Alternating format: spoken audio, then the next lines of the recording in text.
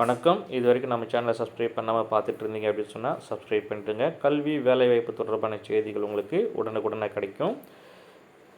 1 முதல் 5ஆம் வகுப்பு வரை படிக்கக்கூடிய பிள்ளைகளுக்கான தேர்வு அட்டவணை 3ஆம் பருவ தேர்வு அட்டவணை வெளியாகி இருக்குது. 9ஆம் தேதி 9/4/2025 தொடங்குகிற எக்ஸாம் 21/4/2025 வரை நடக்குது. 1 முதல் 5ஆம் வகுப்பு வரை படிக்கக்கூடிய பிள்ளைகளுக்கான 3ஆம் பருவ தேர்வு அட்டவணை வெளியாகி இருக்குது.